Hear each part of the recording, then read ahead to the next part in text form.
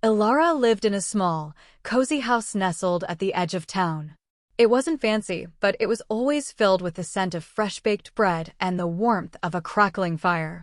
Ilara herself was a gentle soul, with eyes that crinkled at the corners when she smiled and hands that were never idle. She was known throughout the community for her big heart and her willingness to lend a helping hand to anyone in need. Whether it was a lost cat, a neighbor with a broken fence, or a child who had scraped a knee, Ilara was always there. Her garden was a riot of colorful flowers in the spring and summer, and in the autumn, she'd share her bountiful harvest of apples and pumpkins with everyone. Children often stopped by just to hear her stories or to get a warm cookie. Ilara didn't have much in terms of money or possessions, but her kindness was richer than any treasure. She lived a simple life, filled with quiet joys and the satisfaction of caring for others. Little did she know, her quiet life was about to be turned upside down by a single, stormy night. That peaceful evening, the sky turned a bruised purple and a fierce storm rolled in with surprising speed. Rain hammered against Ilara's windows, sounding like 1,000 tiny drums, and the wind howled like a lonely wolf. Thunder boomed, making her small house tremble, and lightning flashed, briefly lighting up the dark landscape. Ilara was just about to settle down with a cup of warm tea, listening to the storm, when she heard a faint, desperate thud against her front door, barely audible over the wind's roar. Her heart gave a little jump. Who could be out in such terrible weather? Cautiously, she peered through the small peephole, her breath catching in her throat. A man was slumped against her doorframe, drenched and shivering. Even in the dim, flashing light, Ilara could see dark stains spreading across his clothes. He was bleeding. A lot. Fear mixed with her natural urge to help. He looked like a shadow, tall and still, his face hidden by the brim of his hat and the pouring rain. Despite the danger, Ilara knew she couldn't leave anyone out in that storm, especially not someone so badly hurt. With a deep breath, she unlatched the heavy door. The moment Ilara opened the door, the man swayed, and she quickly reached out to steady him. He was heavy, his body chilled to the bone from the rain and cold. She guided him inside, her small house feeling suddenly very large and quiet despite the storm raging outside. The air grew thick with the smell of rain, damp clothes, and a faint, metallic scent of blood.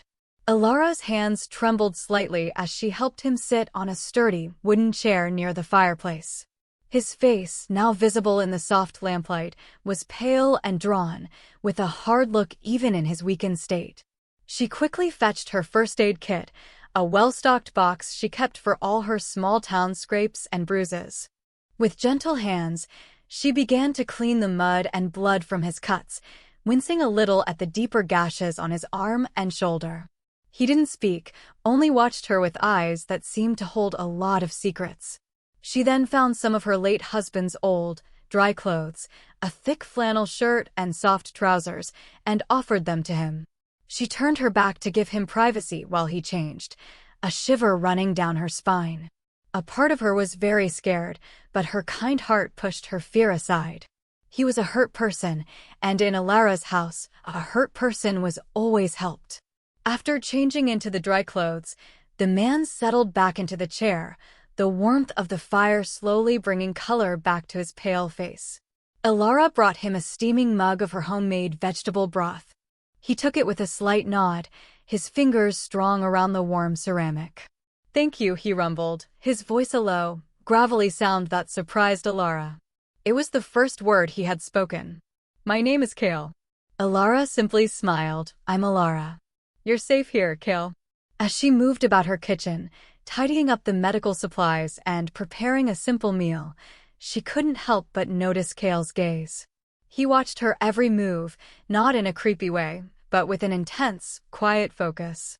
His eyes, dark and sharp, seemed to take in every detail, the way her hands smoothed her apron, the gentle sway of her skirt, the soft light in her eyes as she hummed a little tune. It wasn't just observation, it felt like he was studying her, trying to understand the simple kindness she offered without question. Ilara felt a strange mix of unease and a sense of being understood, though she couldn't say why. He remained mostly silent, but his watchful presence filled the small room, a silent acknowledgement of her care. The storm passed, but Kale remained in Alara's little house for several days. He healed quickly, his strong body mending with surprising speed. Each morning, Alara would prepare a simple breakfast, and Kale would eat in silence, his watchful eyes still following her. She never asked him about his injuries, where he came from, or why he was out in the storm. It wasn't her way. She believed everyone had their own story, and if they wanted to share it, they would. Her job was simply to offer comfort and care.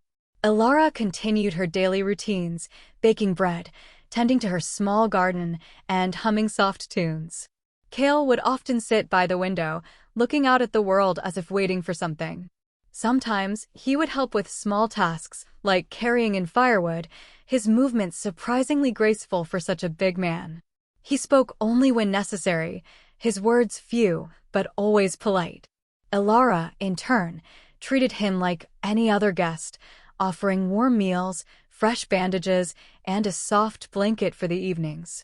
She saw past his tough exterior to the hurt man who had appeared on her doorstep, and she offered him the same kindness she offered to everyone, without judgment or curiosity. Slowly, a quiet, unspoken understanding grew between them. One morning, Alara woke to an unusual quietness in her small home. The familiar scent of Kale's presence, subtle yet strong, was gone.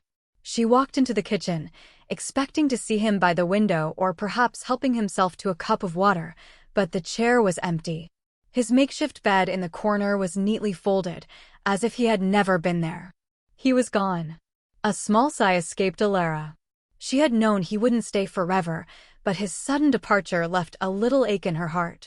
He hadn't said goodbye, which felt a bit strange after the quiet understanding that had grown between them.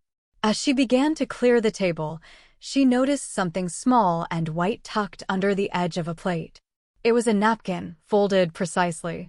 Unfolding it, Alara saw a drawing, etched with a firm hand. It wasn't words, but a symbol, a fierce, stylized eagle with wide, powerful wings. It was simple yet striking, unlike anything Alara had ever seen. She held it for a moment, a frown creasing her brow. What did it mean? She tucked the napkin away, a strange mix of curiosity and wistfulness settling over her as she thought of the silent, watchful man who had been her guest. Weeks turned into a month, and the memory of Kale slowly faded into the background of Alara's busy life. The eagle symbol remained tucked away, a curious keepsake from a strange few days. Then, one sunny afternoon, while Alara was at the town market, she overheard hushed whispers from a group of vendors.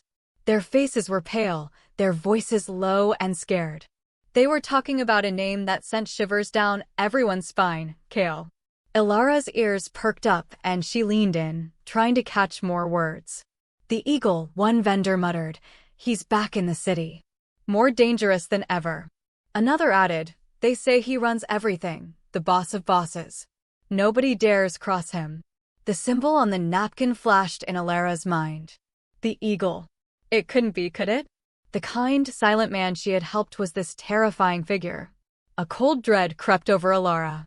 She listened as they spoke of his power, his ruthlessness, and how everyone, even the toughest people, feared him. The Kale they described was a powerful, shadowy leader, a man who commanded respect through fear. This was not the quiet, injured man she had bandaged and fed. This Kale was a legend, a nightmare whispered in dark corners. Alara felt a sudden wave of shock. She had unknowingly given shelter to the most dangerous Mafia boss. The walk home from the market felt longer and heavier than usual for Alara. Her mind was a whirlwind of confusion and disbelief. The image of the fierce eagle on the napkin seemed to mock her innocence. How could the man who had sat quietly by her fire, accepting her simple meals and gentle care, be such a terrifying figure? She remembered his quiet eyes, dark and watchful, but never threatening in her presence. She recalled the faint nod of thanks, the polite, gravelly voice. He had seemed like just a hurt man, not a powerful boss. A shiver of fear ran down her spine. Had she been in danger all that time? Was her life at risk simply by offering a warm bed and clean bandages? Yet, alongside the fear, there was a strange twist of surprise, even wonder. He had been in her home, vulnerable, and she had treated him with nothing but kindness. He had seen her at her most open, her most caring. This powerful, feared man had experienced a side of life that was probably very different from his own. Elara clutched the market basket tighter, her simple world feeling suddenly much bigger and more dangerous, yet also touched by a strange, secret connection. She, Elara, had given shelter to a lion, not knowing his true might. As the seasons changed, Elara tried her best to push the unsettling knowledge of Kale's true identity to the back of her mind. She focused on her familiar routines, baking pies for the local bakery, tending to her garden, and knitting warm scarves for the coming winter. She still helped her neighbors, listened to their troubles, and offered her kind advice. Her life was simple and good, and she wanted to keep it that way. The napkin with the eagle symbol was tucked away in a small wooden box, hidden beneath old letters and dried flowers. She tried not to think about it, or about Kale's quiet, watchful eyes. Sometimes, a stray thought would pop into her head, a fleeting image of him by the fire, or the feel of his heavy coat as she helped him inside, and a shiver would run through her. She wondered if he ever thought of the small, cozy house and the kind woman who had helped him. She hoped he had simply forgotten her, that her simple act of kindness wouldn't somehow connect her to his dangerous world. Elara wanted nothing more than to return to the quiet peace she had known before the storm, before the bleeding man arrived, before she learned his terrifying secret. She tried to make her world small and safe again, hoping that by forgetting him, she could truly forget the danger he represented. Elara's quiet life, which she had worked so hard to rebuild, was shaken one crisp autumn morning. A greedy developer from the city decided he wanted her land, claiming it was needed for a new road. He sent stern letters and then rough-looking men to her door, trying to scare her into selling her beloved home. Elara, though kind, was also stubborn. She refused, but the threats grew bolder, making her feel small and afraid. Just when she thought she might have to give in, something strange happened. The rough men stopped coming. The developer's letters stopped arriving. Instead, the developer himself suddenly faced big problems. His permits were mysteriously denied, his workers quit, and his bank loans vanished. It was as if a powerful, invisible force had stepped in, quietly sweeping away her troubles. Elara heard whispers in town that the developer had crossed the wrong people. No one knew who these people were, but their power was clear. Elara stood in her garden, looking at her peaceful home, and a thought bloomed in her mind, chilling and warm all at once. Could it be Kale? Could the silent, watchful man, the dangerous boss, have remembered her simple kindness and reached out a powerful, unseen hand to protect her? The idea was both frightening and deeply comforting. A few weeks after the developer's sudden retreat, Elara took her usual trip into the larger town nearby for supplies. She was walking past the grandest hotel in the city, a place she rarely even looked at, when a sleek black car pulled up to the entrance. Strong, serious-looking men in dark suits got out first, their eyes scanning the area. Then, Kale emerged. He was different now. His clothes were sharp and expensive, his movements confident and powerful. He looked like a king among men, surrounded by his guards, every inch the dangerous boss everyone whispered about. Elara stopped, hidden partly by a fruit stand, her heart beating a little faster. She watched him, this man who had once been a bleeding, shivering stranger in her home. As he turned to give an order to one of his men, his gaze swept across the street. For a brief moment, his dark eyes met Elara's. There was no surprise in them, only a deep, quiet recognition. He didn't smile, didn't wave, didn't even pause. But as their eyes locked, Kale gave her a small, almost invisible nod, a tiny dip of his head that only she could have noticed. It was a silent message, a knowing gesture that spoke volumes. Then he was gone, swallowed by the grand doors of the hotel, leaving Elara to stand there, a basket of apples in her hand, the secret of their shared past now confirmed. The small, silent nod Kale gave Alara in the bustling town spoke volumes, echoing in her mind long after his imposing figure had vanished. It was a confirmation, clear as day, of what her heart had suspected. He hadn't forgotten her. The powerful boss, the eagle everyone feared, remembered the simple woman who had offered him shelter without question. Alara realized that his quiet, watchful eyes had seen more than just her actions. They had seen her heart. He had experienced a moment of pure, selfless kindness in a world that must have been filled with harshness and danger. And in return, he had repaid that kindness, not with words or money, but with silent protection. He was keeping her safe, like a guardian angel in the shadows, making sure her peaceful life remained untouched by the cruelties of the world. A wave of profound understanding washed over Alara. The fear that had once mingled with her surprise began to fade, replaced by a deep sense of connection. Their paths were so different, yet that stormy night had woven them together in an unexpected way. She knew Kale wouldn't ever come back to her door, but she also knew she wasn't alone. From a distance, in his own silent, powerful way, he was watching over her. It was a strange, secret friendship, born from a simple act of compassion.